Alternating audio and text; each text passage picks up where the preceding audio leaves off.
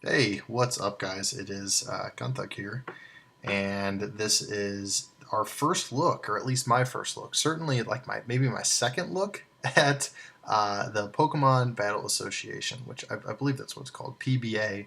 This is a new event. Orange is thrown together. I think it's really cool.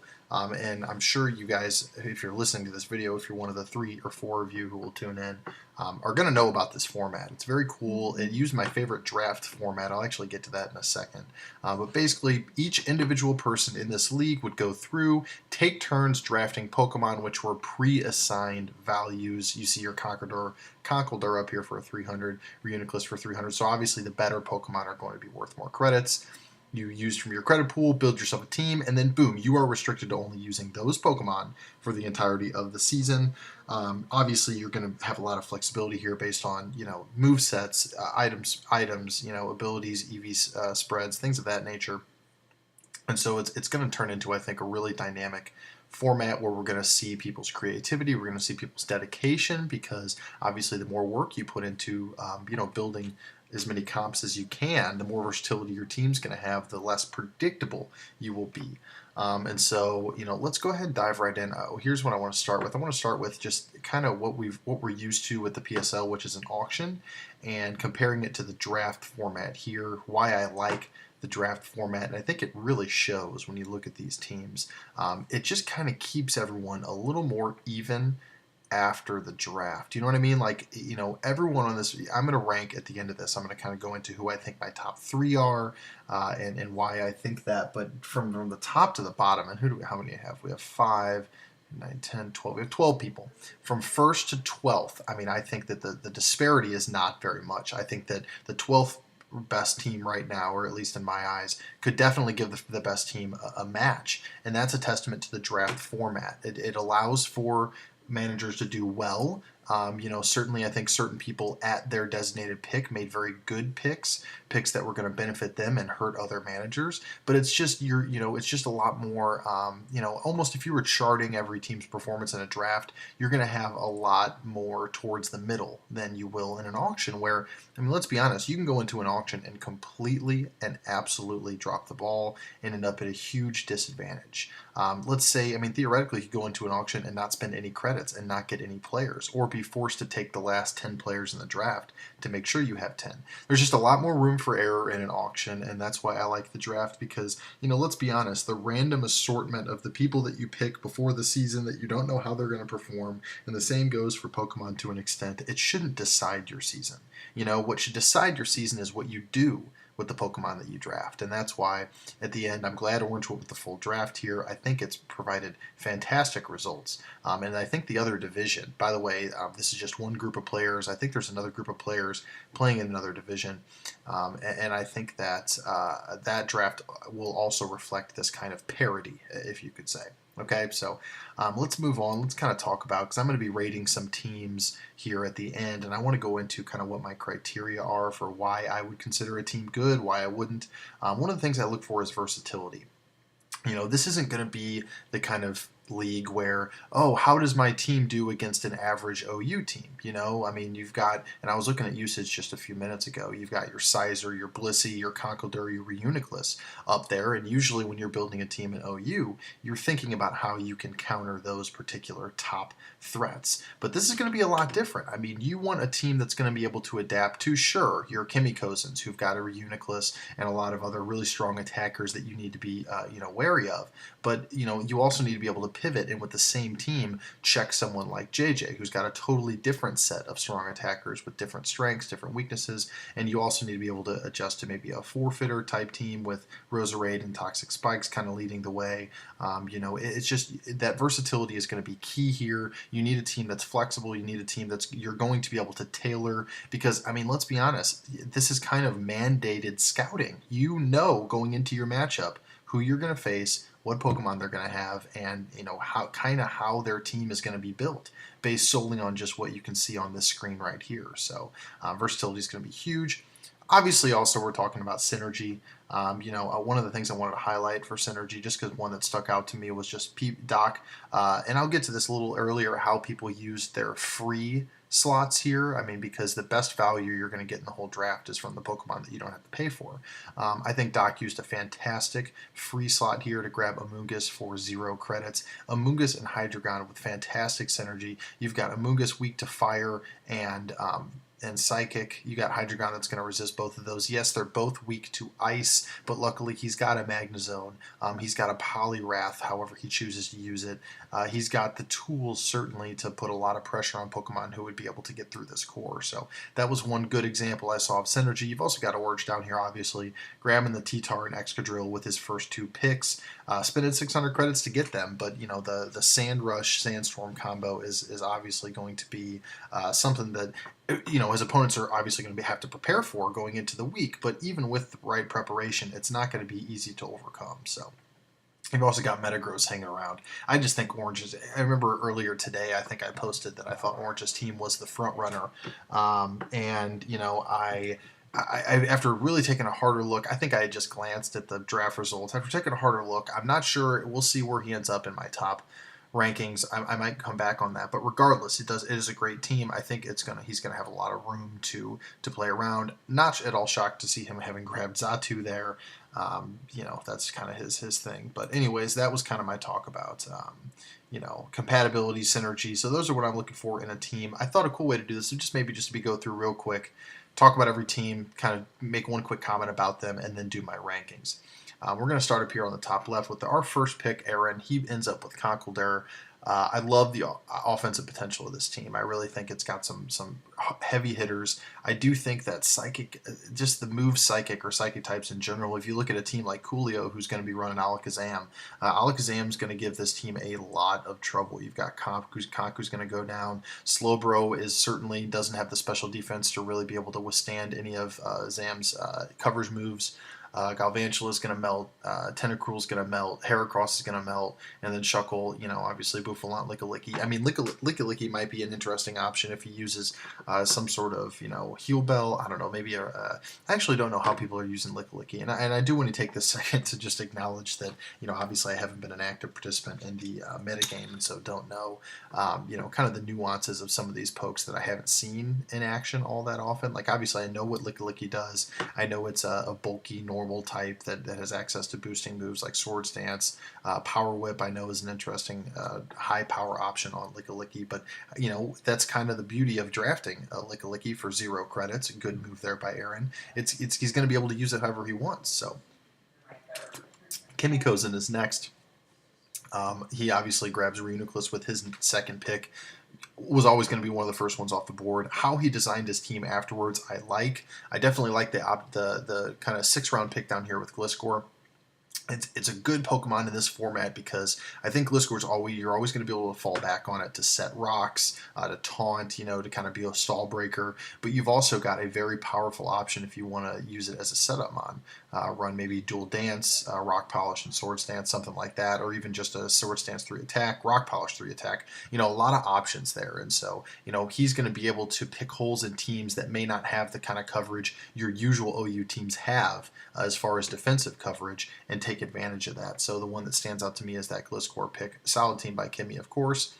Park, you can tell what he did. He went with Pelipper first. He's going to secure the rain at that point. The rest of his team was kind of designed to that regard. I'm sure he would have liked to grab, and I can't remember where I saw it go earlier, Fortress. No, I'm sorry, not Fortress, excuse me. Ferrothorn, which kind of would have provided that most common grass stopper in rain teams to prevent water from getting too powerful. But he does grab Credilli. Credilli, a good option to kind of take that, to plug up that hole. So overall, I think that rain is going to be very powerful in this format because it's not just rain, but you see Lucario too on there. Notice I'm pronouncing that correctly. So, overall, a scary team. Good defensive coverage here with Weezing. He's going to be able to stop your fighting types. I'm always looking to think, do you have something on your team that can stop fighting? Because you're going to see a common theme on these teams is going to be at least one powerful fighting type. You've got Conkeldurr. You've got Hera on Aaron's team. You've got your, Sock on Kimmy's team. Park, you've got the Lucario. So, how are you going to handle opposing fighting types? You're going to see that, time and time again here. And I think that with Weezing, Park's going to have a good time with that. And again, just the rain, it's going to bowl people over.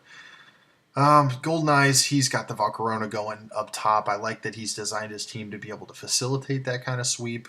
Fortress going to clear spikes for him. I think Venusaur could be very good on this team and kind of an underrated Pokemon. Pikachu, 250 credits. My guess is that. Oh, I'm sorry, I'm looking at the wrong side. That was 250 credits. 50 credits for Pikachu. Jeez, come on. Let me keep this straight here. I like the Swampert. It's good utility mon and obviously provides good, when you got fire that's taking out your fortress here, which is kind of keeping your Valcarona safe. I like that Swampert's going to come in on that pretty easily. I like Embor for 0 credits as well. It's just a strong, very, very, very difficult to switch into. And again, we see that theme of the strong fighting type again. JJ, very offensive team here. You got, mostly offensive bonds. My only worry about this team is you kind of got this defensive core here, Donphan, Lantern, and Cloyster, that none of which really have reliable recovery moves, and so I think that could get problematic for him if he faces, just looking ahead to Doc's team, a Togekiss I think is going to give this team a ton of trouble because Lantern doesn't really have recovery, and nothing else can really switch in on it all that effectively. So JJ, but that's not his style. His style is to go all out, and I think the all out offense is going to be tough to prepare for given the versatility here. Venomoth certainly is ravaging in you right now and could make some plays here in this depleted defensive move pool. Doc, I've already talked about a little bit. I like his cores. I think Hydreigon, the versatility on this one Pokemon alone is going to make him worth every penny of that 300 credits. He's got the Hippo, kind of the nice utility mon. We've got the strong fighter, a bit of a strong fighter in Poliwrath here, actually. How he uses that, we will see. He certainly needed something to soak up ice moves. The Magnezone is going to make it nice and easy for Hydreigon to kind of focus more on maybe blowing through stuff that it otherwise would have trouble with. Maybe it isn't forced to run a fire move then, but it's it's totally up to him. Hippowdon could even run like a curse set, kind of a crazy curse set, catch people off guard. We will see what he decides to do with this. With kind of his wiggle room that he's got with this draft, but solid draft from Doc. More on that later. Coolio's got a great team as well. I like Bronzong for the setup mon. Sableye was a good 0 credit pick here, I think. Just that typing is going to fit in. It's going to give teams fits that aren't used to preparing for a Sableye.